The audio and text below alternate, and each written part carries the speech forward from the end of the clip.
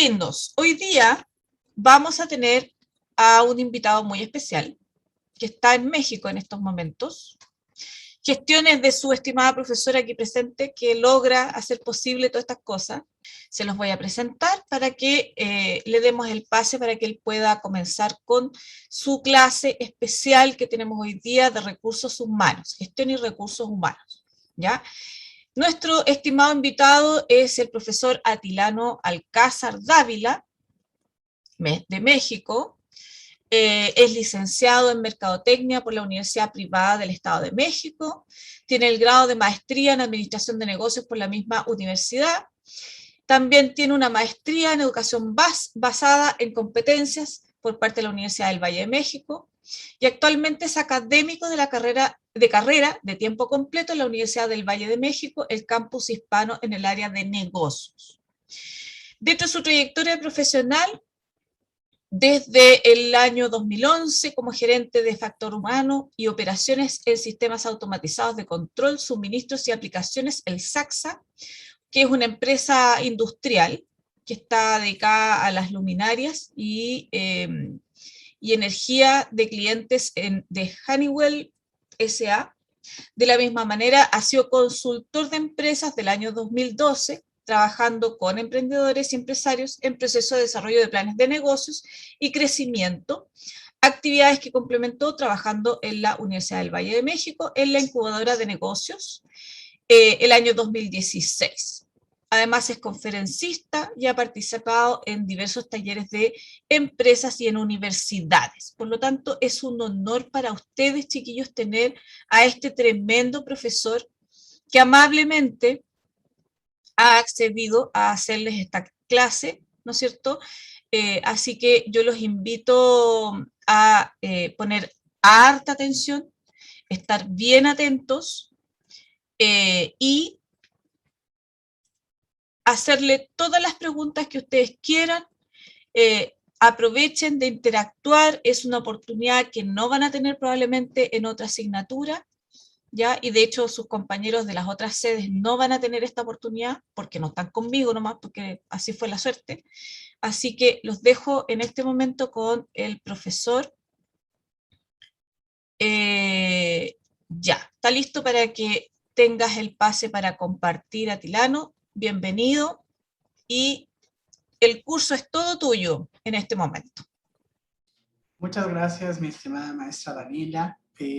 Mis muy estimados compañeros de Chile, para mí es un verdadero honor, el honor y el placer es mío estar invitado en esta sesión con ustedes y poder compartir un poco de la parte académica, pero también la trayectoria profesional que he tenido a lo largo de los años. Como pudieron escuchar en mi CV, pues una de las cosas que he hecho es estar como gerente de factor humano, que justamente pues es el área de recursos humanos. Y platicarles un poquito acerca de lo que es, no nada más ir compaginando o no nada más ir diciendo lo que es la parte académica o la parte teórica, sino también la parte práctica, ¿no? Cómo se puede vivir en la empresa. También me comenta la maestra Daniela que el curso básicamente están estudiando enfermería, ¿cierto? Entonces, vamos a tratar de enfocarlo esto al sector salud. Algunos ejemplos por ahí que tengo, porque también justamente como parte de mi trabajo, mi trayectoria, es haber trabajado con emprendedores y me ha tocado emprendedores pues de chile, de dulce, de manteca, ¿verdad? O sea, de todo tipo de emprendedores. Y afortunadamente también dentro de algunos de los emprendedores que he podido atender, pues tiene que ver con servicios médicos, con hospitales, con personas que han trabajado en este sector salud. Entonces, vamos a ver la posibilidad de irles compartiendo este aspecto. Les voy a compartir una presentación para que podamos ir guiándonos a partir de los temas o de los puntos que quisiera yo tratar con ustedes. Siéntanse por favor en la libertad de preguntar en caso de que tengan alguna duda o que haya alguna cuestión ahí que debiésemos trabajar. Bueno, pues con todo gusto les puedo ir contestando, ¿sale? Entonces, pues vamos a empezar esta charla sobre lo que es esta cuestión de lo que es la gestión del talento humano y particularmente de la gestión del talento humano en la salud. Hablar de factor humano, de recursos humanos, me parece que es siempre indispensable, no importando el género o el giro de la organización, porque la razón de ser y el corazón de todo organismo, pues justamente es las personas, los individuos. La diferencia entre que escoja un cliente o una persona, una empresa u otra, o un organismo u otro, tiene que ver justamente con el factor humano. En el ámbito de la salud, como ustedes muy seguramente ya saben, pues uno de los grandes diferenciales, puedes tener todos los conocimientos médicos, pero si no tienes la capacidad de trabajar con otros, de servir a otros, esta parte de la interacción como humanos, pues es difícil que se puedan complementar o completar la actividad para la cual están. Y gran parte de esta situación de que puedas tener ese talento y esa disposición y ese trabajo con otros, también depende mucho de aspectos administrativos, porque la gente que trabaja como enfermero, como doctor, como camillero, todos no dejan de ser individuos o no dejan de ser personas, y la motivación de esos individuos dentro de las organizaciones también se va a ver reflejada en el caso del sector salud, pues en los pacientes. Hay muchas personas que tienen vocación y a pesar de tener malas condiciones, tienen esta vocación y ayudan y apoyan y tratan bien a los pacientes, pero siempre es necesario también que ellos sean tratados bien, que sean correctamente cuidados por parte de las organizaciones, entendiendo que son una parte fundamental, pero pues también son seres humanos, tienen necesidades, tienen carencias y requieren de ser, de cumplir con todas estas teorías que posiblemente en el ámbito de psicología pudiesen haber estudiado algo acerca de las motivaciones de los seres humanos, como Maslow o a lo mejor otro tipo de teorías que, bueno, básicamente hablan acerca de las necesidades que ustedes y yo como individuos llegamos a tener para ser cubiertas. Y el departamento que se encarga justo del recurso humano tiene que tener todo eso en cuenta para, pues, tener los resultados más óptimos, sea el sector privado o sea el sector público. ¿Qué es la gestión del talento humano? Que es, me parece que así se llama la unidad en la que vamos trabajando, en la que están ustedes empezando a trabajar. La palabra gestión se utiliza, es un sinónimo de la palabra administración. Por lo tanto, gestión y administración es lo mismo, administración del talento humano o gestión del talento humano. Se refiere a todo lo que tiene que ver con planear, organizar, dirigir y controlar, que es el proceso administrativo, seguramente lo conocen también, pero específicamente el talento humano dentro de las organizaciones. A lo mejor se habrán fijado que desde el principio estoy mencionando gestión del talento humano más que del recurso humano, y ahorita voy a hablar del por qué estoy desde aquí poniendo la palabra talento en lugar de la palabra recurso. Pero bueno, gestión del talento, gestión del recurso humano, pues simplemente es planear, organizar, dirigir y controlar. Sabemos que dentro de cada etapa de la administración hay distintos aspectos, como el establecimiento de estrategias, objetivos, premisas, políticas, ¿sí? Que Abenato nos habla por ahí de todas estas etapas. Por ahí algunos autores manejan la integración, que algunos otros la manejan dentro de la parte de dirección. Pero bueno, básicamente eso es esta cuestión. ¿Cuál es el objetivo que persigue la administración o la gestión del talento humano? Básicamente, el objetivo que se persigue es buscar y retener el mejor talento humano disponible para la organización. Y creo que esa es la parte esencial de empezar a entender esto. Buscar y retener el mejor talento.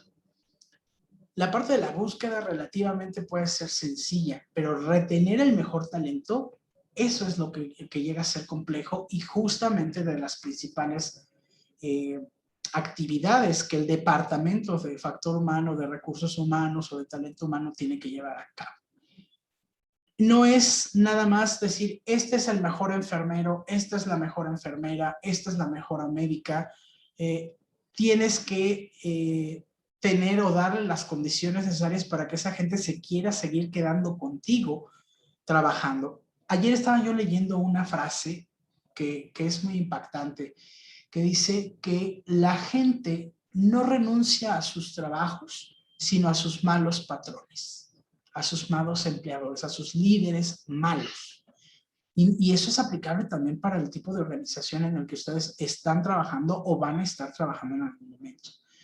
Hay ocasiones donde el dinero pasa a un término secundario y dices, aunque gane menos en este otro lugar, pero mira, aquí me tratan dignamente, se acuerdan de mi cumpleaños, me felicitan cuando tengo un logro, se preocupan por mí. En cambio acá pues a lo mejor gano un poco más, pero pues no saben ni si vivo o muero, no se preocupan por nada o me explotan. Digo, es muy debatible y ahí podríamos entrar también en horas de hablar de explotación o de... hay quienes lo pueden ver y es la postura en muchas ocasiones de los jefes de que te pongas la camiseta. No sé si esa expresión se utiliza en Chile, pero aquí en México es muy dada la expresión de es que hay que ponerse la camiseta del equipo. Entonces, si estamos en época de vacas flacas, pues todos a agarrarse la tripa y todos a no pues a no gastar, y si estamos en época de vacas gordas, pues bueno, adelante y abundancia para todos, pero ponte la camiseta y siempre defiende. El empleado se cansa también de esto cuando no hay una cuestión recíproca por parte de la organización. Les decía yo que del término, ¿no? Hay una evolución en la percepción de las personas en la empresa. Ustedes cuando estén laborando o si es que ya están laborando, la mayoría de las organizaciones tienen ya una visión muy distinta de lo que originalmente se pensaba acerca de lo que eran las personas dentro de la empresa. El primer término que se acuña es recursos humanos. Y entonces el recurso humano es toda esta persona o este personal que labora dentro de una organización. Pero ¿por qué ha ido evolucionando la percepción? Cuando yo hablo de un recurso, ¿qué es un recurso? ¿No? O sea, ¿qué podemos pensar que es un recurso? Porque en la administración nos hablan de los recursos humanos, técnicos, financieros, mercadológicos. Pero cuando hablamos justo de recurso, el término me remonta a pensar en algo que es mío, en algo de lo que soy dueño, en algo que me pertenece. Y entonces, por eso les digo que hoy la visión de esta área, a pesar de que muchos de los libros que seguramente podrán consultar para esta materia y para el resto de las sesiones que les quede, hablen de recursos humanos, es una visión arcaica, es una visión pasada de tiempo, de moda, porque hoy entendemos que los individuos no son nuestros, que yo no poseo la vida de los individuos, que si era la visión del principio del siglo XX, por ejemplo, donde las horas de trabajo rebasaban las 15, 16, 18 horas de trabajo al día, y porque además se considera, pues eras parte de mi empresa y eras cosa mía, así como tus hijos también me pertenecían incluso, porque como te quedabas por ahí luego con deudas, pues tus hijos también se quedaban conmigo porque tenían que pagar las deudas cuando tú te murieras. Y entonces la visión de recurso humano cambia después y algunos autores empiezan a hablar del capital humano. Y entonces este término de capital pues trata de suavizar esta relación, este sentido de pertenencia, pero aún la palabra capital también nos remonta a pensar en algo que es mío, en algo que yo puedo controlar, en algo que yo le digo, muévete para allá, muévete para acá. ¿Sí? Entonces, cuando hablamos de capital, también puedo pensar así como una silla, una mesa, un escritorio y 3 obreros o 3 enfermeros. O sea, 3 cosas o cosas que son de mi propiedad. La visión actual de la empresa, de la organización, porque no hablemos solo de empresas, porque los hospitales pueden ser del sector público, empiezan a entender que la forma correcta de dirigirse a los individuos es a través de pensar en los talentos o el factor humano. El talento humano, pues porque está justamente lo que ponemos a disposición de la organización, es eso, nuestros propios talentos. El que sepas hacer algo, el que sepas poner una inyección, el que sepas curar un dolor de estómago, el que sepas hacer cuentas, el que sepas administrar un inventario de medicina. Eso es un talento, forma parte de los talentos. Y el término factor se utiliza porque cuando hablamos de factores, los factores son aspectos que se involucran en mi organización, pero sobre los cuales no tengo un control. Y esa es una de las cosas que a veces le cuesta mucho trabajo a los gerentes de esta área entender. Que a pesar de que puedes tener personal en la organización, controlarlos no puedes. Porque la gente actúa de acuerdo a lo que decide hacer, a lo que decide actuar, a lo que decide poner en marcha. Por eso es un factor. Porque puede estar muy alineada la gente, decir qué bonito, qué padre, qué hermoso, pero también la gente también puede decir, no lo voy a hacer. Oye, es que vamos a utilizar este nuevo procedimiento y vamos a utilizar estos instrumentos y así va a ser el procedimiento para ingresar a un paciente. No, ¿por qué? Así no lo hacíamos. No es funcional, no me gusta y la gente puede no hacerlo. Claro, obviamente está el riesgo de que no lo haces, te voy a correr, ¿verdad? Sin embargo, la gente puede decidir hacer o no hacer las cosas y eso siempre ha sido en realidad así. Por eso es un factor, porque no lo puedo controlar. Puedo darle condiciones, puedo tratar de persuadirlo, le puedo hablar bonito, pero al final el individuo es el que decide si acata o no acata las normas y las reglas de un lugar en el que se encuentra laborando. Mi función como área de recursos humanos o de factor humano, de capital humano, es convencer a los empleados, convencer a toda la gente de que se ciña a una serie de políticas, a una serie de características, a una serie de cosas. Y es eso, convencerte, no con el látigo, porque también esa es la cuestión anterior que se trabajaba, ¿no? Así como muy a la fuerza. Pero bueno, el avance en recursos, en derechos humanos, el avance, el pensamiento de las organizaciones, nos ha ido llevando a esto que los gerentes pues dejen de aplicar el látigo para tratar de convencer a las personas. Eso no quiere decir que no haya gente que todavía lo haga. O sea, bueno, todavía hay quienes trabajan en esta visión arcaica del trato con el personal, lamentablemente, pero bueno, justamente ustedes al ser universitarios, una de las funciones que nosotros como docentes tenemos es ayudarlos a entender estas nuevas visiones y la forma que tiene que ser. Nosotros aquí en la academia básicamente lo que tenemos que hacer es decirte el deber ser. Muy probablemente cuando te toque trabajar digas, es que ese señor que vino de México nos dijo que así no se tenía que hacer, pero en este lugar sí lo hacen. Es muy lamentable porque todavía puede suceder. Y el hecho de que tú conozcas esto puede ser un elemento importante para que tú te conviertas en un motor de cambio en esas organizaciones y que puedas ayudar a convencer a otros y enseñar a otros acerca de lo que se tiene o no se tiene que hacer en las organizaciones. No es sencillo, no es fácil. Ser un factor de cambio dentro de la empresa no es nunca fácil, pero sí es muy satisfactorio. Y puede ser reconocido profesionalmente, pero también puede ser que no. Sin embargo, el talento y la adquisición de esta experiencia, pues son cosas que no te van a pagar nadie con nada. Entonces, trata siempre tú de que esta visión que te estoy compartiendo en esta tarde de entender al elemento humano como lo más importante y como un talento o un factor, sea la visión del lugar en donde trabajes. ¿Cuáles son los procesos básicos que el área de recursos humanos va a desarrollar? Los vamos a ver uno por uno, vamos a ver algunas cosas puntuales, pero básicamente el área de, o sea, si eres gerente de factor humano del hospital o de la clínica o de la farmacia, básicamente lo que te toca hacer como área, como gerente, es detectar las necesidades del personal, el proceso de reclutamiento, el proceso de selección, la inducción, la evaluación del desempeño, las capacitaciones y las desvinculaciones. Y vamos a platicar así a grosso modo de cada una de ellas para que por lo menos tengan una visión y por ahí darles algunas anécdotas incluso de estos procesos y cosas que sí hacer y cosas que no hacer en el proceso. Primeramente viene la detección de necesidad de personal y esa es una de las primeras cosas que el área tiene que hacer. Lo primero que yo tengo que saber es, ¿mi organización o mi empresa tiene descripción de puestos? Porque también nos toca llegar a veces a organizaciones donde dicen, ¿y tú qué vas a hacer? Ay, pues tú, sí, mira, siéntate aquí y ahí te voy diciendo en el camino lo que vas haciendo.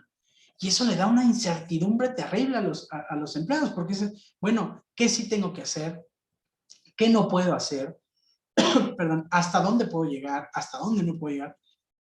Eso llega, perdón, a suceder en muchos momentos en muchas organizaciones.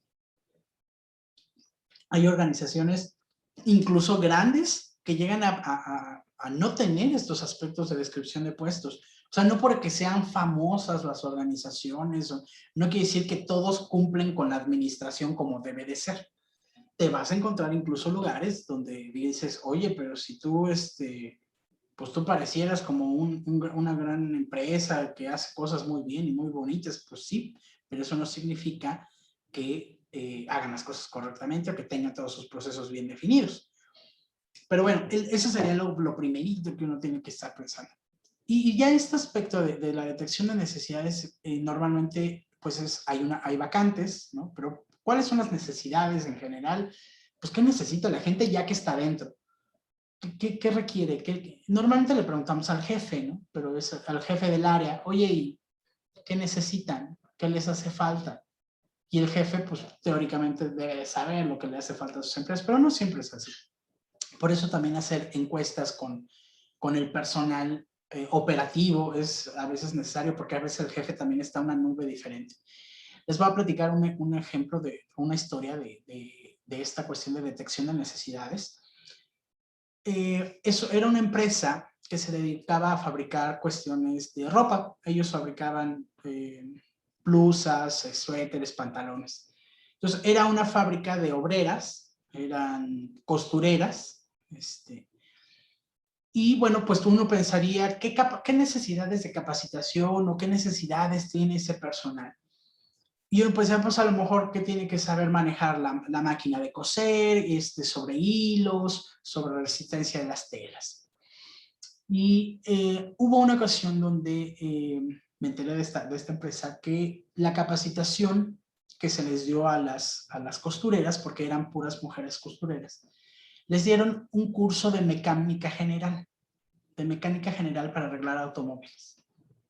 Y entonces hubo gente que dijo, oye, pero si las personas están trabajando con máquinas de coser, ¿por qué les das mecánica general de motores o de automóviles? Pues no tiene esto sentido.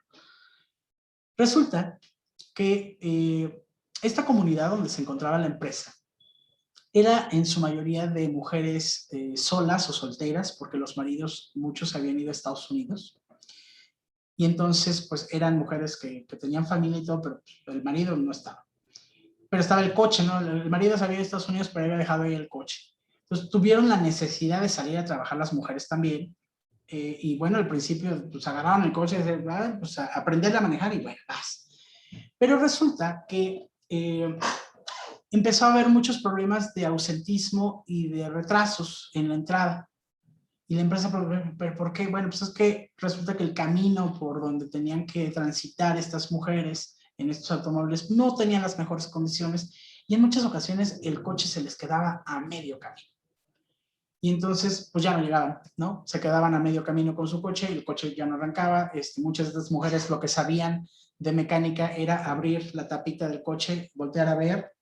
Y como muchos hombres también llegamos a tener, ¿no? Que dices, abres la tapa ahí del coche y dices, no tengo idea qué pase, pero mira, o sea, aquí debe de haber algo. Bueno, pues eso le pasaba a muchas de estas mujeres. Entonces, entienden esta cuestión y esta necesidad. Lo que hacen es capacitarlas en lo mínimo que puedas necesitar para echar a andar ese motor y llegas a tu trabajo. Ya en el trabajo seguramente habrá gente que podrá ayudarles mejor, pero evitas el ausentismo y evitas los retrasos. Eso es la detección de una necesidad del personal. Y no necesariamente tiene que ver con lo que la empresa hace. Y esto ayudó, les dio una herramienta a las personas, le dio una herramienta a las costureras para poder seguir acudiendo a su trabajo sin problemas, porque si se les quedaba el cochecito a medio camino, tenían la capacidad de poder abrir ese cofre, ver qué es lo que tenía, resolverlo rapidito y seguir su camino. Y de esa manera mejoran cuestiones de producción, de productividad en la empresa, que quienes no conozcan a lo mejor el contexto pueden decir, bueno, ¿y esa capacitación para qué se les dio?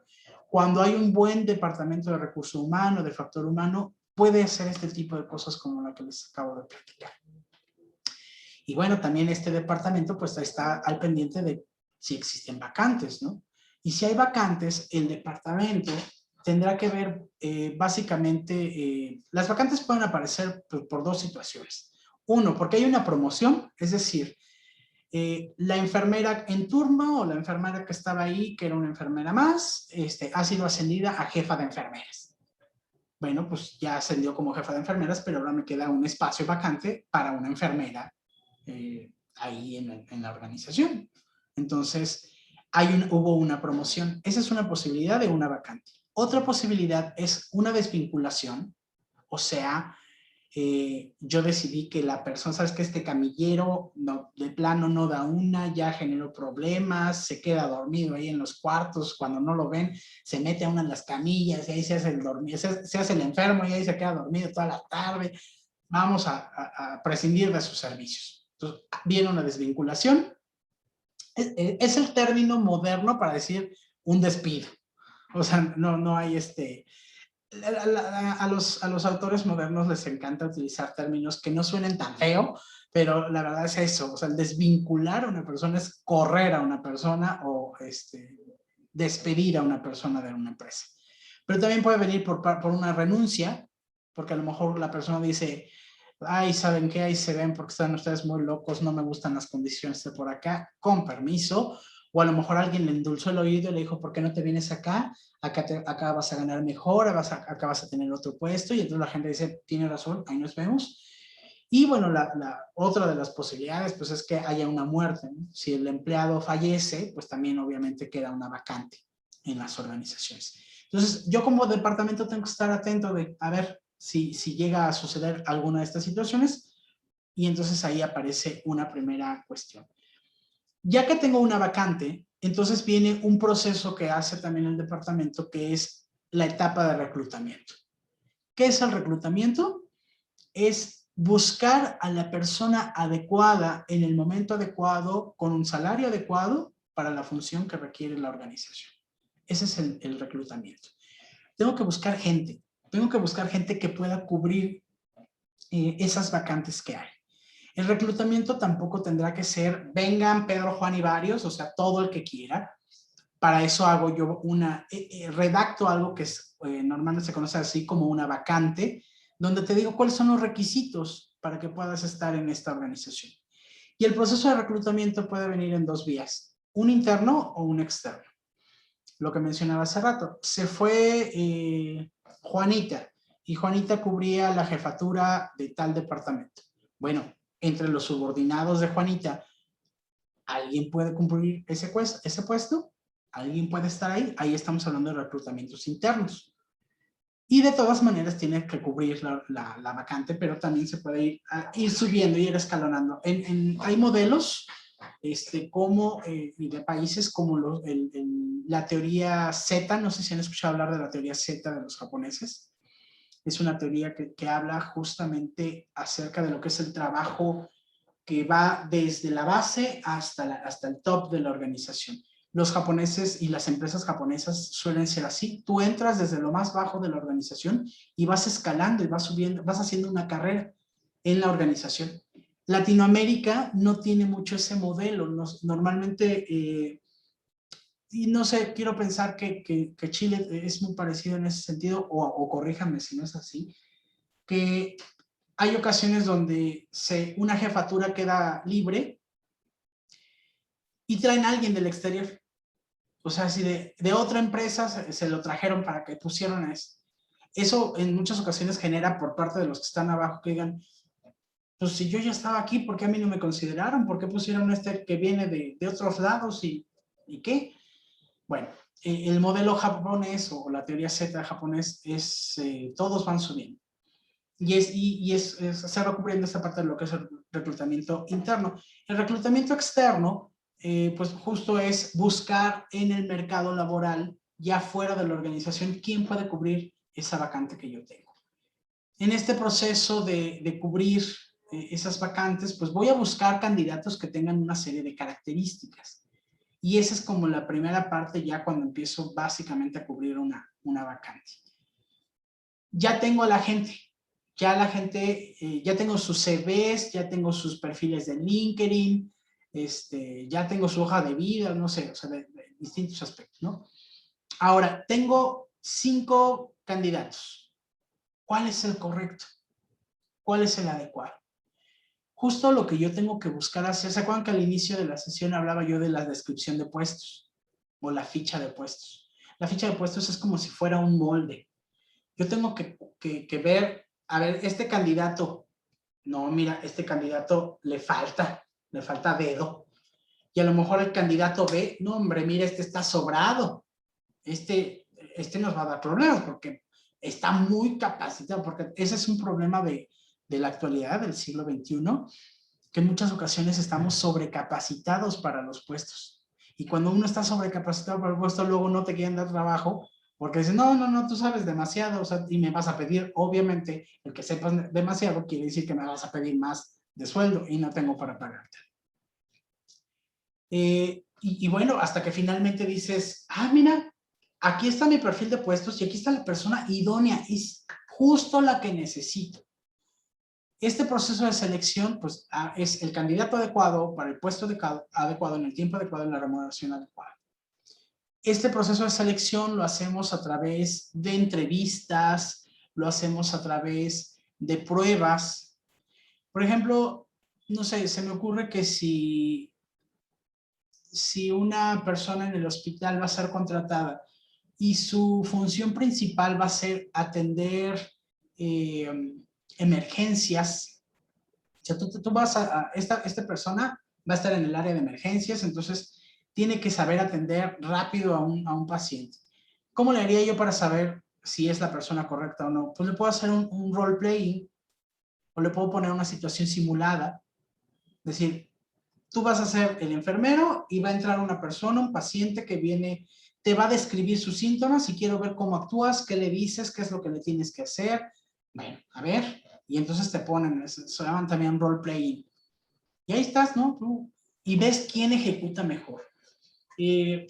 Muchos, en el área de salud hoy hay muchos también simuladores que permiten ver cómo reaccionarías o cuáles son las técnicas. Por ejemplo,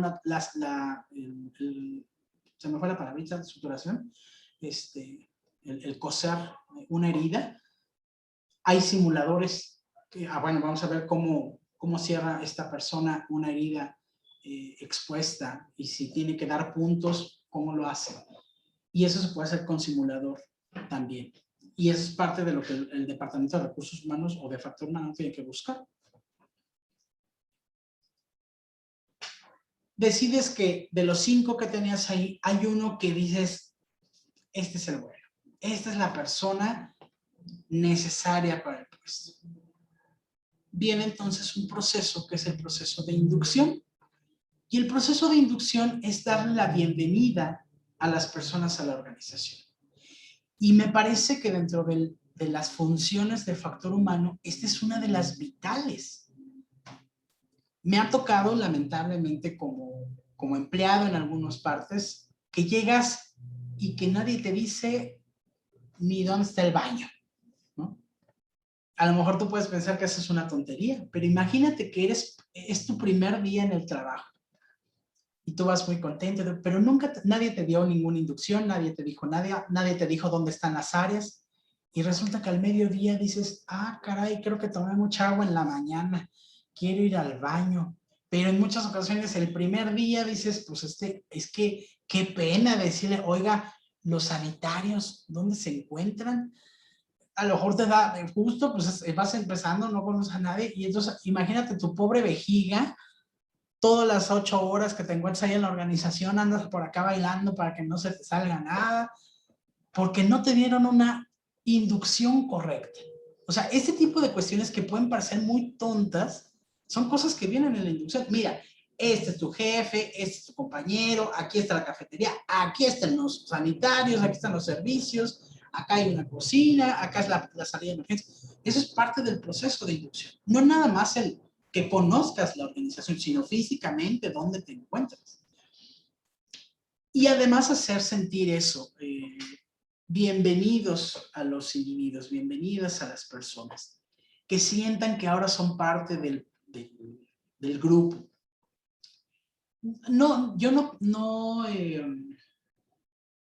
coincido mucho con la idea de mucha gente que digas, bienvenidos, somos como una familia. No coincido mucho porque en la familia, pues primero no te van a terminar corriendo, ¿verdad? Bueno, teóricamente no, porque pues es la familia y ahí está para apoyar. Sin embargo, en muchas ocasiones, pues sí, convivimos más con el personal de las organizaciones que con nuestras propias familias. A veces uno llega a la casa ya que llega cansado, llega a dormir, ¿no? Pues, ya no me ven nada porque fue un día horroroso. Pero todo el día ves a la gente todos los días. Entonces, bien ahí, yo creo de ahí esta idea de que, pues, bienvenido al rebaño, bienvenido a la tribu, bienvenido a la familia. El que sientas que eres uno más y que digan, ay, es el nuevo.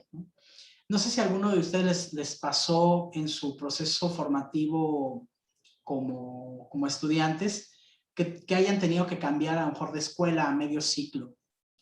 O empezando un ciclo, pero pues tú te incorporas y dices, ah, caray, es que todos son, pues ya se conocen desde el año pasado, antepasado, yo soy el nuevo. Y ha pasado, llega a pasar en grupos donde es el nuevo, incluso ese es el término, ¿no? Es que es el nuevo, es el compañero nuevo, es el nuevo y es el nuevo. Y eso no es así como muy agradable, ¿no? Para las personas, porque es como estarte señalando, es como estar diciendo, ah, no sabe, porque va aprendiendo apenas, está medio mencito. El área de factor humano lo que tiene que buscar es que tú rápido te sientas como parte del juego, o sea, como uno más de ellos, uno más de este proceso. Porque además cuando estudiamos más a fondo factor humano vemos lo que es el clima y la cultura organizacional. Y justamente pues ahí entiendes que debe de haber esta integración. Está pasando muchos años.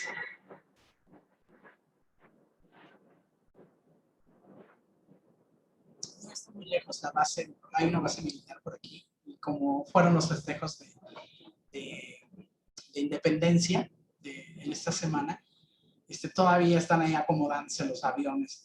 Entonces, bueno, es una de las bellezas y de los bemoles de estas clases en línea, ¿no? De estar escuchando al panadero, o en este caso a los aviones. Este proceso de bienvenida normalmente va acompañado de manuales. Te tienen que entregar un manual, que es el manual de bienvenida. Te entregan manual de operación o el manual de puesto, que son cosas que también le toca al departamento de factor humano. Elabora documentos donde te dicen todo lo que tienes que saber.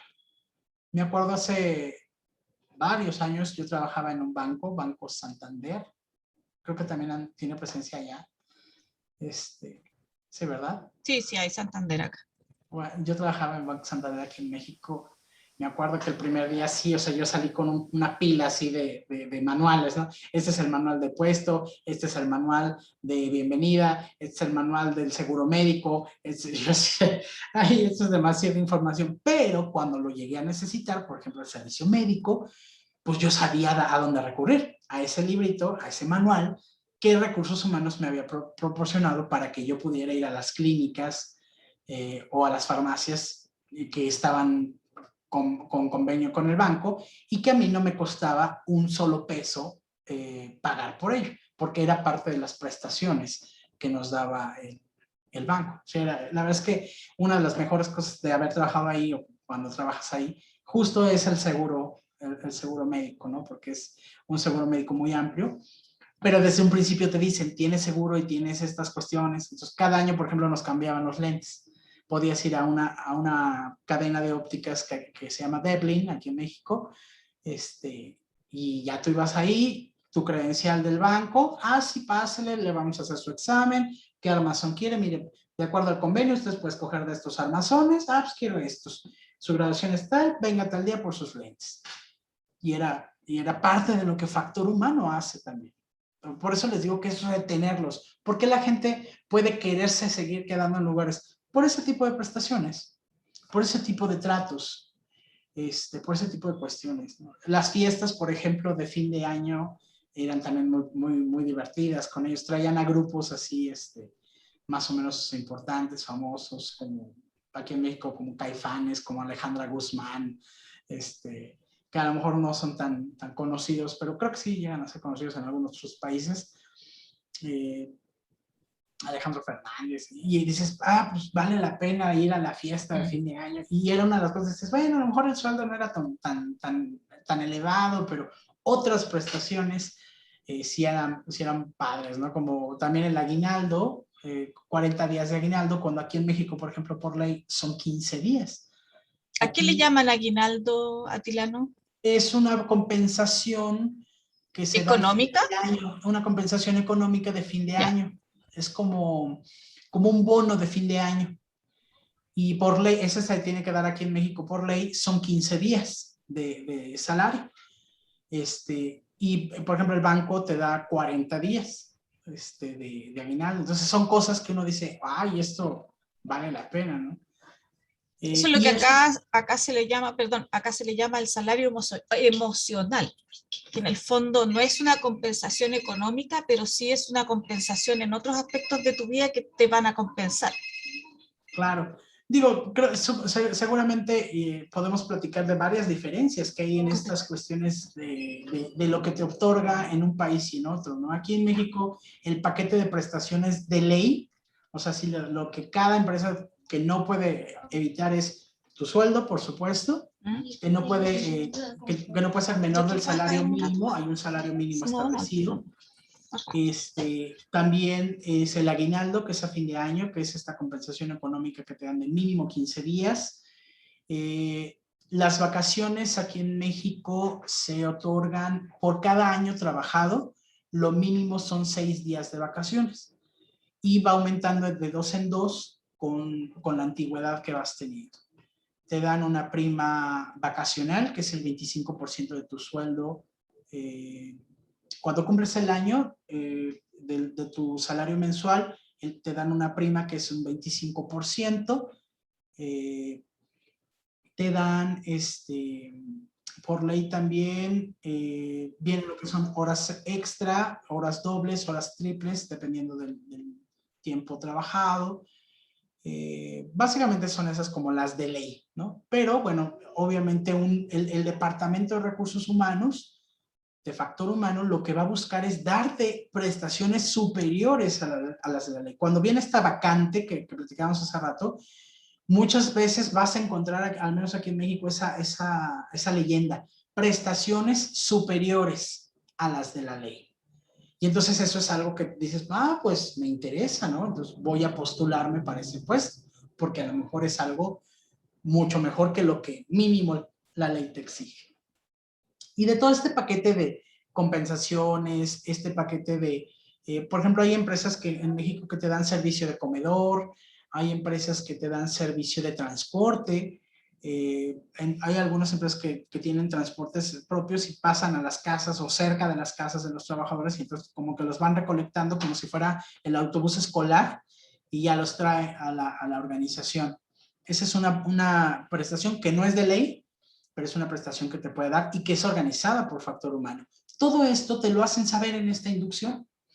Hay empresas que te dan una inducción de una semana, o sea, la primera semana no trabajas, estás nada más viendo, ¿no? Te dicen, mira, tú te vas a estar con este compañero y ve todo lo que hace. Y si tienes dudas, le vas a preguntar. Bueno, pues ahí voy viendo, ¿no? A ver qué está haciendo. Y mira, te voy a presentar a estas personas, estos lugares, y eso, a darte todo el que tengas el entendido de cómo ahora eres parte del grupo, cómo eres parte de esta área, ¿no? Por ejemplo, ahorita yo que estoy aquí en la UVM, en la Universidad del Valle de México, hay áreas también, cada una de las dentro de la organización. Entonces, cuando yo me integro es bienvenido al equipo de licenciatura, porque somos los de licenciatura, porque hay preparatoria, porque hay bachillerato, porque hay adulto trabajador, pero tú estás en licenciatura, entonces todos los de LC, licenciatura cuatrimestral, órale, vamos todos juntos y somos parte de este proceso. Bueno, eso es, ya llegaste, ya estás en la organización. Ahora, luego de esto, pues ya estás dentro de la organización y en algún momento tengo que verificar que lo que pensé, que tú eras el idóneo, que tú eras el adecuado, lo tengo que verificar con base en lo que vas haciendo. Porque además, en la administración, no importa el sector, si sea salud, si sea social, si sea empresarial, debemos de medir resultados. La administración requiere de entendimiento de resultados porque los resultados nos dicen si vamos bien y nos seguimos o nos regresamos. O sea, hay cosas que hay que corregir. Si no hay un proceso de evaluación, nunca podremos corregir. Y hay muchos métodos que yo les invito a que revisen cada uno de ellos, que pueden ser utilizados para evaluar el desempeño. De todos estos que aquí les pongo, que es la autoevaluación, la evaluación 360, la gestión por objetivos, escala de calificación, la revisión de pares, método de incidentes críticos, el que más se utiliza hoy en día a nivel Latinoamérica y a nivel general es la evaluación 360 grados. ¿Qué es una evaluación 360 grados? Es una evaluación integral. Por ejemplo, ahorita yo que me encuentro como docente de tiempo completo, ¿cómo se integra mi evaluación integral? Hago una autoevaluación, o sea, yo mismo digo, a ver, ¿qué hiciste? Hice esto. Y hay una evaluación de mi jefe. Mi jefe dice, Atilano hizo esto. Pero también hay una evaluación de mis estudiantes. ¿Por qué? Porque mis estudiantes pues, son a los que les presto el servicio. Pero también hay una evaluación del área académica. Bueno, como académicos, ¿qué pensamos del trabajo de Atilano? O sea, los pares, mis compañeros docentes, ¿qué tanto les he ayudado? ¿Qué tanto les he apoyado? Porque hay maestros de asignatura y académicos de tiempo completo. Entonces, el de tiempo completo tendría que estar apoyando también a los de asignatura. Hay una parte de evaluación, ¿qué tanto me capacité en este cuatrimestre? En términos pedagógicos y en términos profesionales. A mí en la universidad, por ejemplo, me exigen 20 horas de capacitación profesional y 20 horas de capacitación pedagógica por cuatrimestre. O sea, yo tengo que cubrir 40 horas de capacitación al cuatrimestre. Uno, en cosas que tienen que ver con ser docente, pero en otros, si yo soy mercadólogo, si soy de administración, ¿en qué te capacitaste de eso? O sea, las dos partes.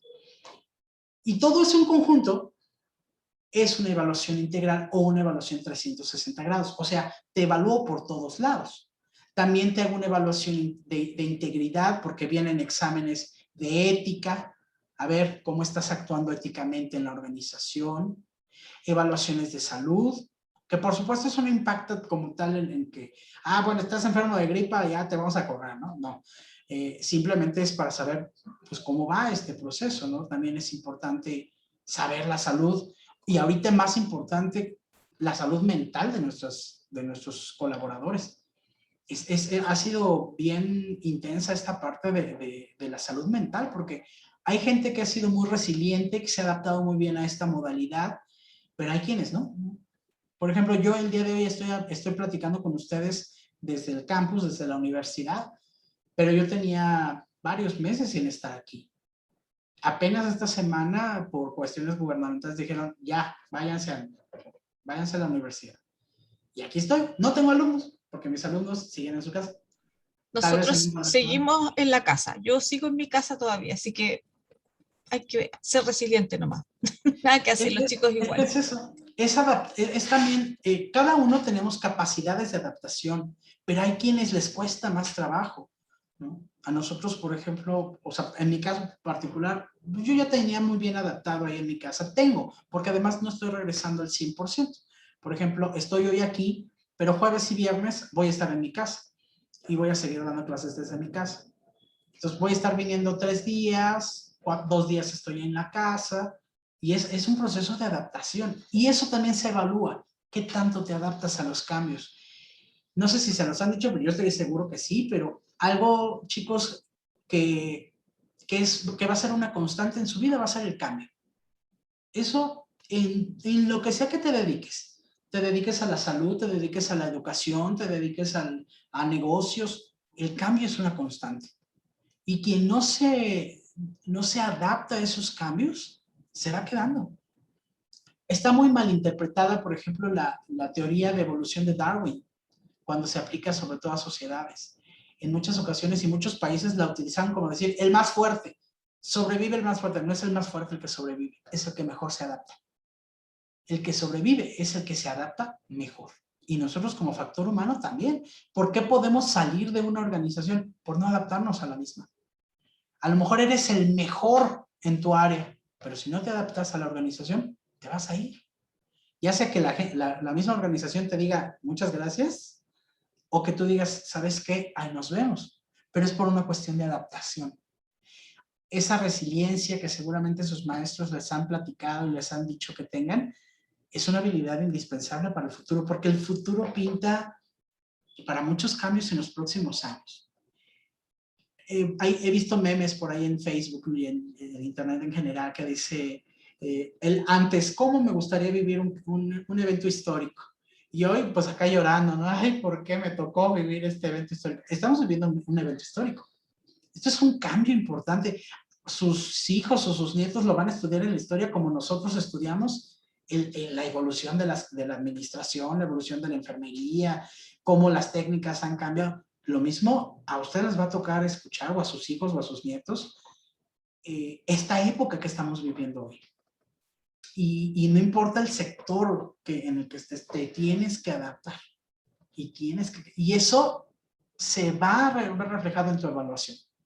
Porque el que se adapta es el que se queda. Si no te adaptas, pues te vas. Y bueno, otra función que tiene el Departamento de Recursos Humanos tiene que ver con la capacitación.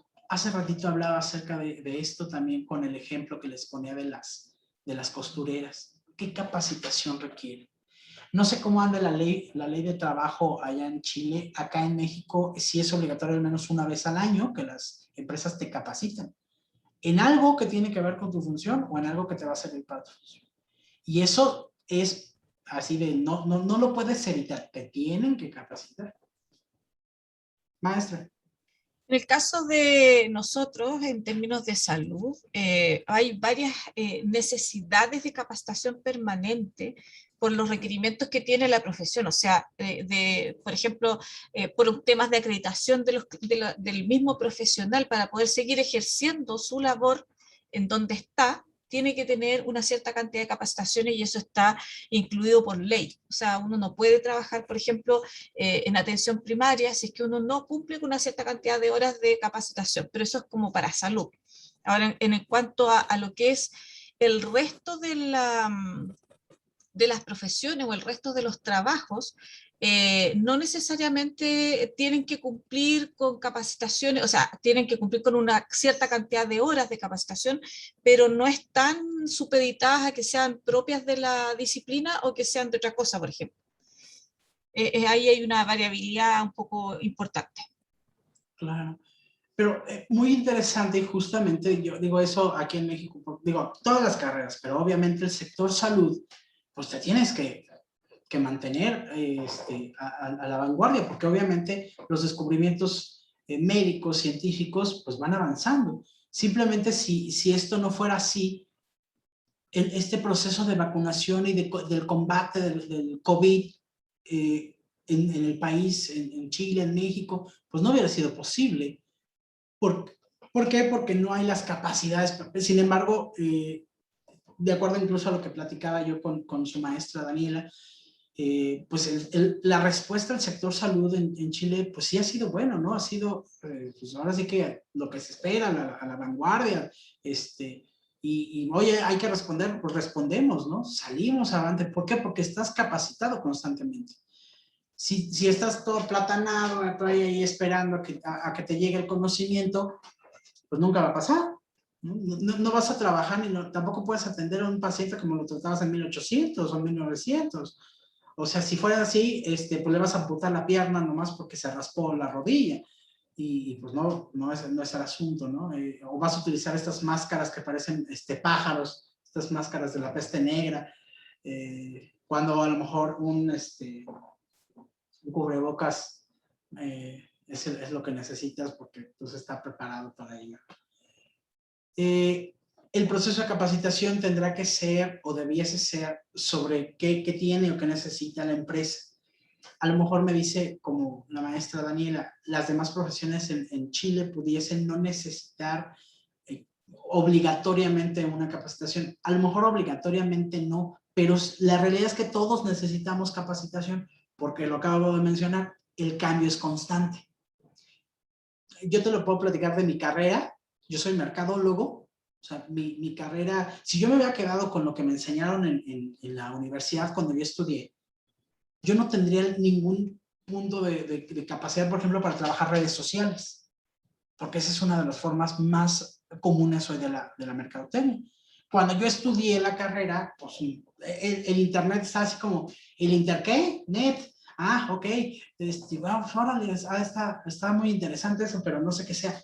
Pero mis maestros jamás me dijeron, mira, vas a manejar Facebook, Twitter, Instagram, y tienes que hacer activaciones en internet, y tienes que hacer tiendas virtuales. Pues eso yo no lo aprendí en la carrera. ¿Cómo lo tuve que aprender? Con la constante capacitación. El aprendizaje continuo, el tomar maestría, el tomar cursos, y eso también las mismas empresas, las mismas organizaciones lo van previendo. Por ejemplo, en esta empresa en la que les mencionó la maestra Daniela de sistemas automatizados de control, donde trabajo como gerente de factor humano, llegó un momento, por ejemplo, aquí en México, en 2016 y 17, que cambió la forma de facturar para los proveedores. Entonces, una de las funciones en la gerencia que yo tengo, que es gerencia de factor humano y operaciones, a mí me toca hacer todas las facturas de la organización.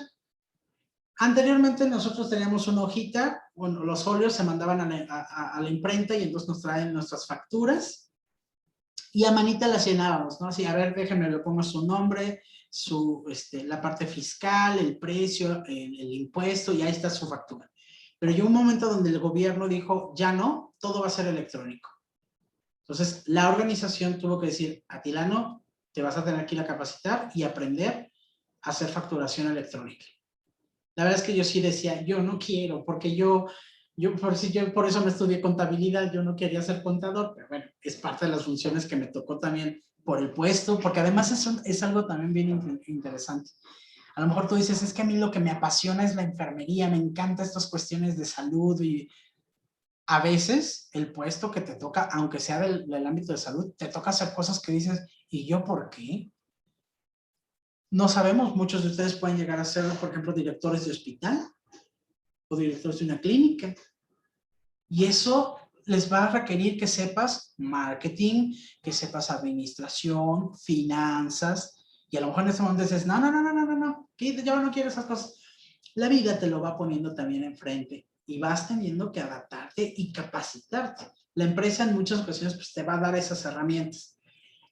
Aquí el consejo, yo no soy nadie para darles consejos, pero bueno, la recomendación más bien es, cada vez que en una empresa que estés te ofrezcan tomar un curso o una capacitación, tómalo, aunque no sea de tu área, aunque no sea lo que normalmente haces. Tómalo, porque no sabes cuándo te va a servir, no sabes cuándo lo vas a utilizar. Y además, el tomar de otras áreas, de otras cosas, te abre el panorama y entiendes lo que hacen los demás. A lo mejor tú ahorita no entiendes, si estás trabajando, no entiendes a la gente de cobranza del hospital, o a la gente de intendencia, o a la gente de seguridad, ¿no? Cuando empiezas a tomar capacitaciones, empiezas a ver el todo. Es, pues con razón la gente es así, por eso me dicen, por eso me piden, por eso tengo que checar con huella, porque hay procesos. Entonces, la recomendación que yo les hago aquí es, si les dan una opción de estudiar o de algo, estudienlo. Si hay empresas que como parte de las prestaciones te dicen, ¿quieres estudiar un máster? Adelante. yo te voy a apoyar, te voy a dar la mitad o te voy a pagar completo, pero quiero que obviamente lo que estudies lo vengas a aprovechar aquí. Aprovechen, de verdad, no lo suelten, porque esas son oportunidades que nunca, no vuelven. Y luego estás ya más grande, estás más viejillo y dices, ¿por qué no lo tomé? ¿Por qué no hice eso? ¿Por qué no me metí a este curso? Porque ahora me lo están pidiendo. Finalmente, ya casi para terminar mi intervención, quiero platicarles acerca de lo que es esta última parte de la desvinculación y cómo factor humano interviene aquí. Pues una parte, les decía, puede ser por una situación de despido. La persona no cubre los estándares, la persona no cubre lo que requiere el puesto, pero también a veces pasa que la persona sí cubre, sí es buena, pero la empresa está atravesando una crisis y entonces, como fuiste el último contratado y la política de la empresa es que los más nuevos son los primeros que se van en un recorte de empleados, pues te puede tocar.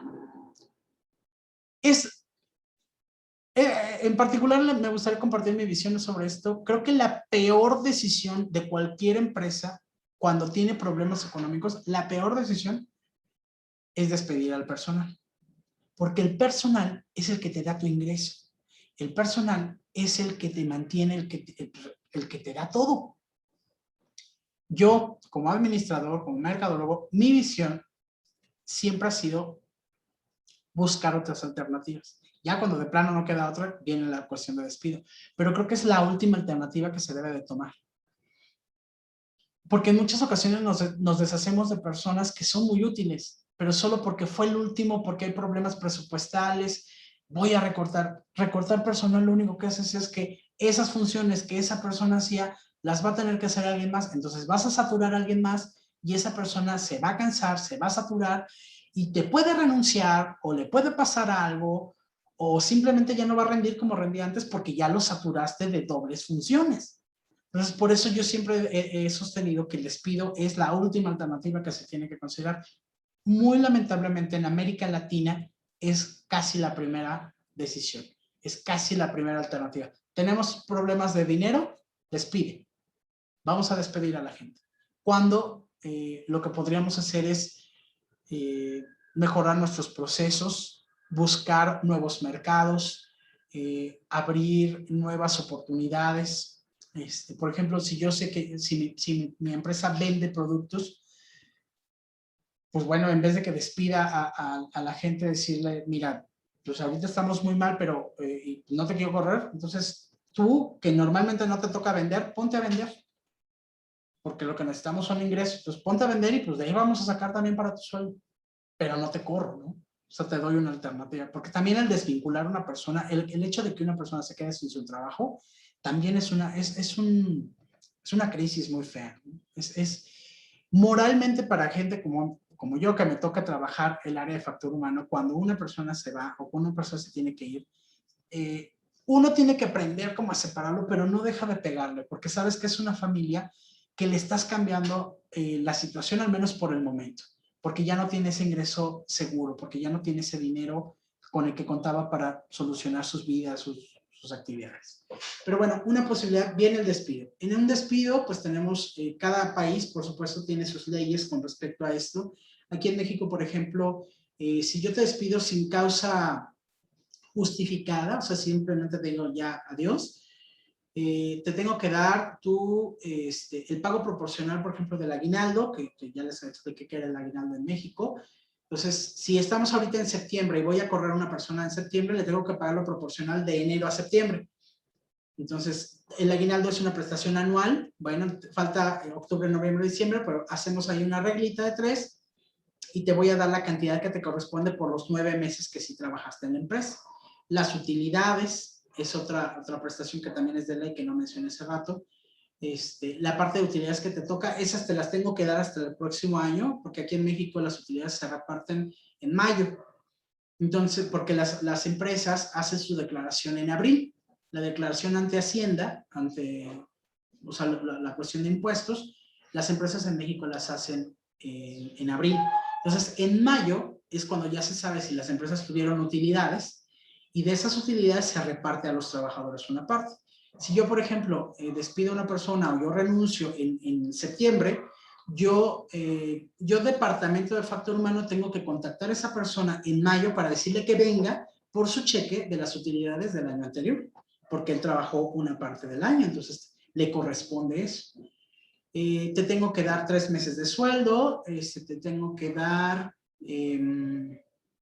tu prima vacacional, tu prima de antigüedad, horas extras, o sea, todo lo que te pueda deber, ¿no? Eso es lo que funciona, lo que sucede en el área de despido. Y todo eso le toca a recursos humanos.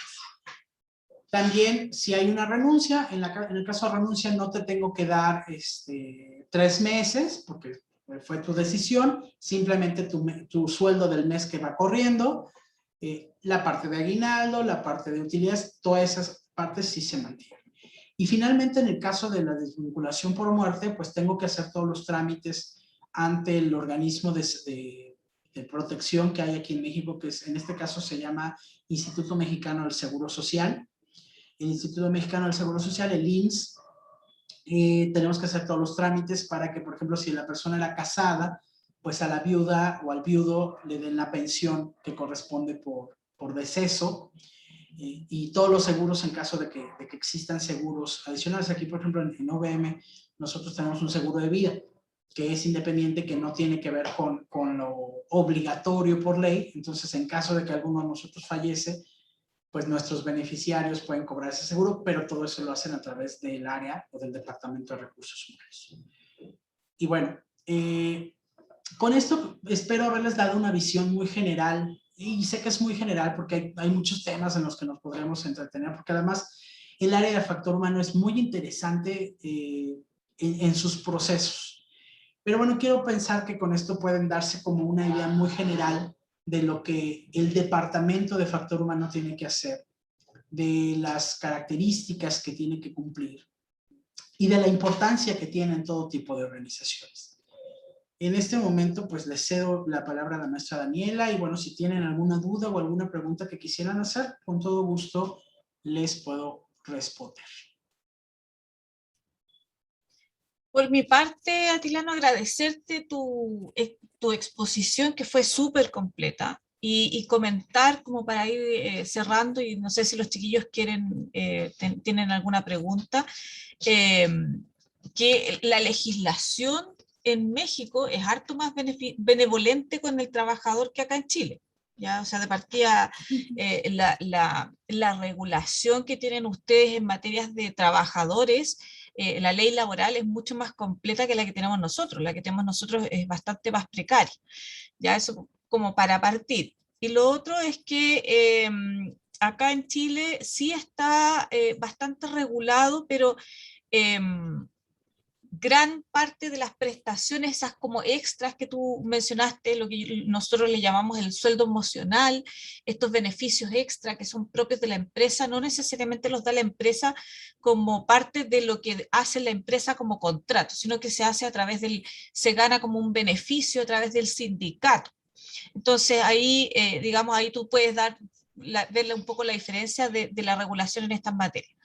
Pero como una parte general, que era la intención de esta clase, porque los chicos ya tienen toda su materia de esta unidad cargada ya en el aula, y cada uno de los temas que tú mencionaste están desglosados en temas más completos, como por ejemplo todo lo que es la desvinculación, cómo hacer, hay un artículo por ahí que van a leer los chicos que habla de la desvinculación de manera humanizada, cómo desvincular a una persona de buena manera, digamos, no eso de que te entregan o como nos hacían a nosotros. Yo trabajé en una clínica donde uno llegaba al turno y no sabía que lo habían despedido, y cada vez que uno llegaba, uno tenía que mirarse en la lista en qué piso había quedado, porque así lo hacían, no es que uno tuviera un piso especial, digamos, designado. Entonces, uno se miraba en la lista, y si uno no aparecía en la lista, uno tenía que ir a donde la jefa, porque lo más probable es que uno estuviera desvinculado, pero a uno no le avisa, digamos, es una cosa muy, muy particular. Y eso los que trabajan, acá hay muchos chiquillos que trabajan en el sistema público, también lo tienen que haber visto, lo tienen que haber vivido. En relación a las evaluaciones de desempeño, también tienen un apartado particular los chicos, porque tienen acá por ley en salud, sobre todo en el sistema público, tiene una regulación especial con un cierto proceso que se tiene que seguir, que está bastante normado, y que sí aplica las técnicas que tú mencionabas del el 360, es la que habitualmente se utiliza. Y eso, me dieron ganas de ir a trabajar a México, es como más seguro la ley laboral. ¿Sí o no, chicos? ¿Qué piensan ustedes? Más o menos, Dani, porque, por ejemplo, una característica diferencial importante con Chile es el ingreso, o sea, el salario, el nivel de salario. En México es muchísimo más bajo que en Chile. No Chile, sé, porque estamos sí, sí, súper bajos sí. ahora. Y de hecho, por ejemplo, nosotros no tenemos repartición de ganancias en las empresas, bajo ningún punto de vista. Uno tiene que ser socio o digamos, el contrato colectivo que tenga ese sindicato tiene que ser demasiado bueno como para que uno tenga repartición de ganancias. Aquí, fíjate, digo, lamentablemente, por ejemplo, sí hay sindicatos, pero los sindicatos, la mayoría de los sindicatos en México son de bandera blanca, es decir, ¿qué significa en el argot esto de que sea bandera blanca? Es que básicamente el sindicato está del lado del patrón en vez de que esté del lado de los trabajadores. Entonces, nada más como que hacen, como que defienden al trabajador, pero en realidad están del lado del patrón. Y en la mayoría de los sindicatos en México son de bandera blanca, no son de bandera roja, que es el otro término que se utiliza, que son los que sí defienden verdaderamente. Incluso en los registros de la OCDE, pues vemos ahí la comparación México-Chile, México con... en particular, Chile siempre, al menos es la percepción que yo he tenido por lo que yo he revisado, en México, Chile, perdón, siempre se ha encontrado en estándares más altos que México. México dice, no, sí, todo muy bonito. La realidad es que también, tristemente, hay mucha corrupción en el sector público, que hace que las empresas, aunque tengas las prebendas o que tengas los beneficios que debes de dar al trabajador, pues siempre hay maneras, le llaman aquí lagunas de ley. Y esas lagunas pues los ponen ellos mismos para que se vea beneficiado el patrón en lugar de los empleados. Justo por eso yo decía que nuestra función aquí es venir y compartir, es decir, es que el deber ser es ¿no? Entonces, porque si ustedes llegan a tener su propia empresa, su propio hospital, su propia clínica, siempre busquen por el bienestar del personal, no por lo que lo que la práctica de muchos empleadores hagan, sino verdaderamente hazlo por tu personal, porque tu personal es el que te va a dar la ganancia finalmente para que vivas bien. Ellos son los que te van a mantener, o sea, si tú quieres estar opulento con ganancias, pues es tu personal el que lo va a hacer, nadie más. Ellos son tu primer cliente, son tus empleados. Esa es una filosofía también muy reciente. Cuando normalmente pensamos en los clientes, pero el cliente interno exactamente son tus empleados. Entonces, no tratas mal a tus clientes normales, ¿verdad? Tampoco tratas mal a tus clientes, a tus primeros clientes, que es tu personal. Joana, tenías una pregunta. No, más que nada era acotar que usted estaba diciendo de que no sabía mucho la repartición de ganancias. Y yo trabajo en una empresa privada de peaje y sí hay repartición de ganancia acá, pero son como 2 veces al año o una vez al año, no recuerdo. Yo llevo como 1 año y medio trabajando en el peaje y una vez me ha llegado el ingreso de repartición de ganancia y para todo lo que ganan, porque nosotros una vez lo calculamos, porque mi concesionaria abarca como 4 peajes y uno de los peajes más caros, que es el de Agua Amarilla. Deben de saberlo la gran mayoría aquí. Tú estás en Chillán.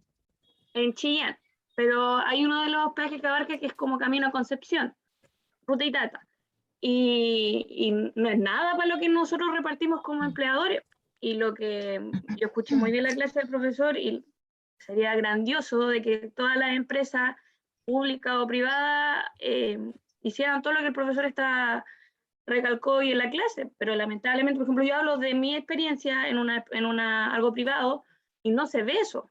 Por ejemplo, ahora nosotros Somos 80 cajeros y 40 están con licencia, nadie quiere trabajar, porque lo que nuestros jefes han tenido una mala organización, y es por eso lo que decía el profesor, de que si el jefe no es bueno con el empleador, no va a resultar el fin del trabajo. Y esa es mi acotación. Gracias, Joana. ¿Viste? O sea, claro, como dice la Joana, efectivamente, yo también trabajé en una clínica privada donde efectivamente a nosotros en algún momento del año nos daban no me acuerdo cómo le llamaban, un bono de, no me acuerdo, pero tenía que ver con la repartición de ganancias, pero era cuando ganaban así demasiado exagerado y exorbitante de lo que quedaba, nos repartían a nosotros y era muy poco también, o sea, pero no es como ley y no es lo habitual. ¿Alguien más, chiquillos? Aprovechen. Manitos para arriba. Chicos.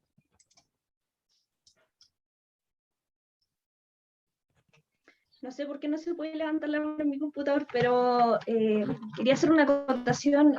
Acá bueno, he escuchado por lo menos los trabajos de mis papás, y de mi hermana, sí se despide por, en este caso, sin una causa aparente, sin razón. Se supone que se les pagan los años trabajados.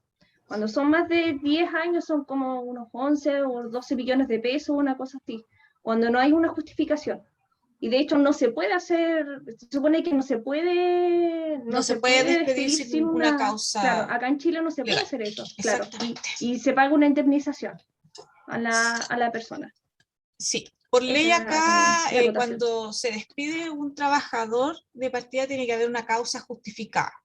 Y la causa justificada no puede ser, por ejemplo, no puede no tener causa, ¿ya? Esa es primera cosa. Y cuando son necesidades de la empresa tiene que demostrar que efectivamente la necesidad es real. O sea, no es como llegar y decir necesidades de la empresa o qué sé yo. Lo que existe acá en Chile es una figura que se llama el mutuo acuerdo, donde hay un acuerdo entre la empresa y el trabajador, donde dicen, mire, yo quiero que usted me despida, y la empresa le dice, yo quiero que tú renuncies.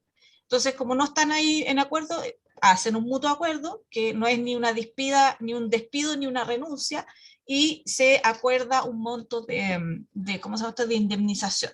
Pero lo máximo por ley, ahora con la ley nueva, es que son 11 años de sueldo como máximo en remuneración. O sea, si tú trabajaste 40 años, lo máximo que te pueden indemnizar son 11 años de sueldo.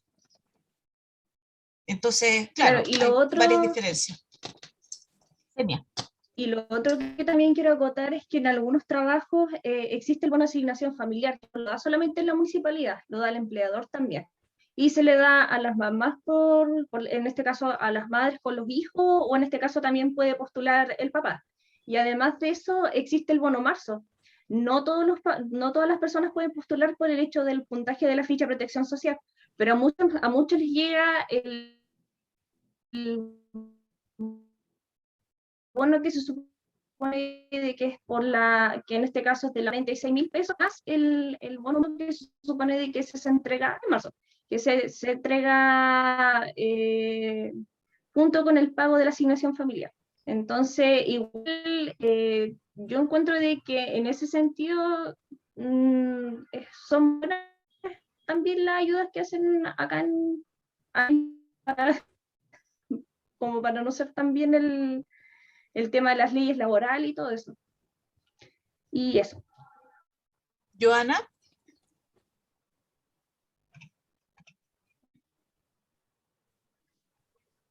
No, quería acotar lo que decía Chenia adelante, de que, por ejemplo, no sé si estoy bien, pero por ejemplo yo al trabajar en una empresa privada me abarco hasta la inspección del trabajo. Y yo sé que mi empresa tiene que avisar un mes con anticipación que va a echar al empleador, y tiene que dar el motivo de por qué. Que va a desvincular. Claro, y a la persona que la van a echar le tiene que llegar a su correo la carta con un mes de anticipación de por qué, todo eso, que muy comúnmente siempre dicen que es Necesidad de la para, empresa. claro, necesidades de la empresa y todo eso. Sí, lo que dice la Joana es así. O sea, acá la ley dice que para poder desvincular a un trabajador tú tienes que informarle con 30 días de anticipación. Y si no le informaste con esos 30 días de anticipación, tienes que además pagarle una indemnización por el no aviso, digamos. O sea, no puedes llegar y despedirlo así como así. Pero Aquí, como tú mencionas, Dani, sí hay gente que llega y así como que, caray, ya no trabajo aquí, porque sí, aquí no, no tienen esa obligación los patrones. claro, hay hartas diferencias en realidad, pero es interesante, es interesante. No, y lo otro que hay que también tramitar el finiquito. Hay que ir a Sí. claro. Entonces, no, si es todo un papeleo. El término de contrato no es como que te fuiste y se Claro. acabó, hay que ir a la inspección del Sí, no, sí hay que trabajo, firmar, hay claro. que firmar el término de contrato, el finiquito. Hola Felipe, recién te conozco.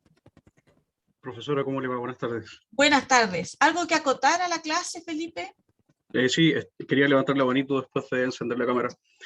Hacer una consulta al expositor, al profesor acá. Cuando usted nos expone, nos habla a nivel tanto privado como público, porque, o sea, yo igual trabajo en el sistema público y efectivamente hay bastantes diferencias a lo que usted está mencionando en su exposición. Allá se rigen de ambas maneras, tanto el privado como el público. No, hay una ley especial para las personas que trabajan en el sector público. De hecho, la mayoría de las prestaciones del sector público son más altas que las del sector privado. Aquí en México, trabajar en el sector público es como el máximo sueño de los trabajadores, porque las prestaciones de estas que les platicaba que aquí se otorgan y eso, siempre son más altas, o casi siempre son más altas en el sector público. Y el sector, lo que es aquí en México, el sector salud y el sector educativo son así como las cerezas del pastel dentro del ámbito de las prestaciones. Ok, muchas gracias, profesor. Bueno, le comentaba esto porque, por ejemplo, en mi caso, y desde mi vereda, en realidad, ya que siempre he trabajado en el área pública, en el caso de nosotros es que nos llegaran, por ejemplo, a desvincular o a despedir de la institución, no tenemos derecho a que nos paguen algo por los años trabajados, a diferencia de lo que usted comentaba. Bueno, eso es la parte pública, no sé, en el privado en realidad puede que sea diferente. Acotar solo eso. Sí, en el público es distinto, pero sí, yo concuerdo con Atilano en el sentido de que por lo menos cuando yo trabajaba en el sector público, estoy hablando hace harto rato atrás, o sea, por lo menos 25 años atrás, el trabajar en el sector público era algo que era un trabajo seguro, que era un trabajo que tenía un buen sueldo, que tenía buenas prestaciones, que tenía buenos convenios. De hecho, la atención para los profesionales de salud en el sistema público es gratuita, digamos, uno no debiera pagar nada cuando trabaja en el sistema público. Pero desde hace un tiempo a esta parte la cosa ha ido cambiando y de hecho ustedes pudieran ver las noticias hoy día mismo, cuántos profesionales de salud han sido despedidos en estos últimos 2 días o 3 días, y las condiciones laborales que tienen en estos momentos son muy lastimeras, o sea, casi nadie se contrata como antiguamente se hacía, a contrata, que era como lo seguro, a pesar de que no era un contrato propiamente tal, ahora es honorario. O sea, les pagan las horas que trabajan y los pueden llamar un día, al día siguiente no. O sea, no es algo seguro, es como para tapar un parche y sería. Entonces, es complejo porque estamos en un momento sumamente complejo para lo que es salud, en todo ámbito, técnicos, paramédicos, enfermeras, profesionales, todos están pasando un poco por lo mismo, pero la precariedad laboral es bastante importante en el sector salud. Y no solo en el sector salud, sino en el sector de los profesores también pasa exactamente lo mismo. A pesar de que tiene una cierta como gustillo de un cierto estatus, ¿no es cierto?, de trabajar en el sistema público, todavía está como bien visto para la gente más antigua, digamos, no sé si para los chicos de ahora. ¿Joana? Lo que pasa es que mi mamá trabaja en un CEFAM municipal. y yo tengo entendido que, por ejemplo, que está el contrato a honorario, que eso es de acuerdo a las horas, a las 22 y 42 horas, algo así. El contrata y el de planta.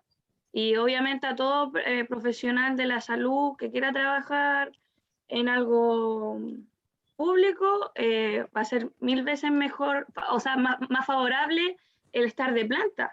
Y va a ser muy, a ver, no es muy bien dicho decirlo, pero mucha gente que está de planta dice, tenéis que matar a alguien para que te echen. Es Porque que es es muy así, difícil es que así. lo echen al estar de planta, y una seguridad ante el profesional para su ámbito laboral.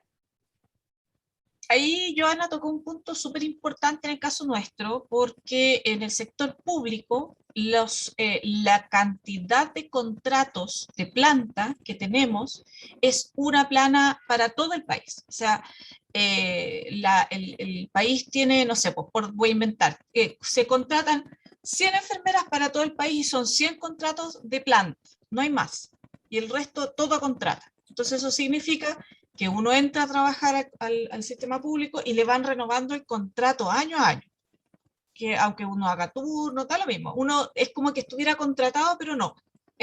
A ojos de la Contraloría, digamos, no es lo mismo. Pero claro, el honorario son estos contratos por medios tiempos o por días particulares, que son como cosas muy puntuales o que son por campañas de salud, por ejemplo, ahora para la campaña por pandemia, llovieron los contratos honorarios muy mal pagados a una enfermera que ganaba 400.000 pesos, lo cual es muy bajo. No sé cuántos serán 400.000 pesos en pesos mexicanos, pero un dólar está como a 700 pesos, más o menos, para que saquen la cuenta. Entonces, son sueldos bajos, muy bajos. Y los sueldos de planta, que son los, digamos, de la planta que es muy escasa, porque la planta de salud es muy antigua, y la planta lamentablemente es para todos los profesionales, o sea, no hay una planta de enfermero, de matrona, sino que se murió una enfermera, como decía la Joana, y ponen una matrona, o se murió un kinesiólogo, ya ponen un médico, es así, porque no hay espacios, no hay contratos. Y ese es un tema grande acá en Chile, y por eso ahora se están despidiendo tanta gente. ¿Alguien más, chiquillos?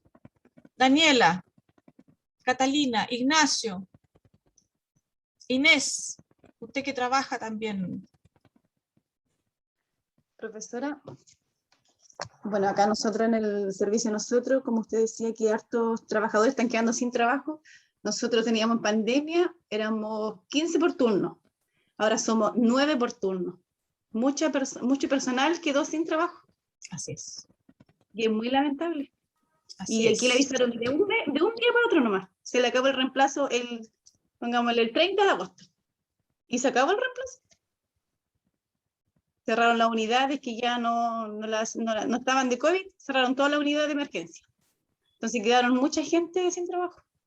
Ahora, ojo con eso, Inés, porque efectivamente, desde el punto de vista de la gestión, uno abre o cierra camas de acuerdo a la necesidad epidemiológica que hay en el momento. Y eso históricamente ha sido así. En invierno, las camas de campaña de invierno, que ustedes todos los que trabajan las conocen, ¿no es cierto?, que se abren, se reconvierten las camas pediátricas en camas respiratorias, etcétera, etcétera.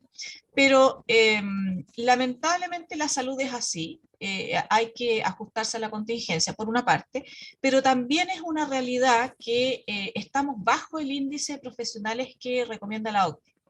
¿Ya? O sea, por ejemplo, enfermeras estamos en un 3,3 y la OCDE recomienda entre 8 y 9%. Entonces estamos muy abajo, muy abajo. Y eso, claro, como no hay cargos, pasa esto. Pero no es que no se necesiten, digamos, no es que se cierren unidades porque no se necesitan y los contratos se necesitan, pero no hay plata. Ese es el tema. Esa es la realidad. Así es. ¿Alguien más, chiquillos? Aprovechen. Ignacio, que ha estado calladito. ¿Está concentrado ahí? No, profesora, no tengo dudas porque estuve pendiente de la presentación que hizo el profesor que invitó y me quedé muy claro, no tuve ninguna duda. El tema que abordó lo abordó explicando cada una muy detalladamente de las cosas que iba hablando y me quedó todo sumamente claro.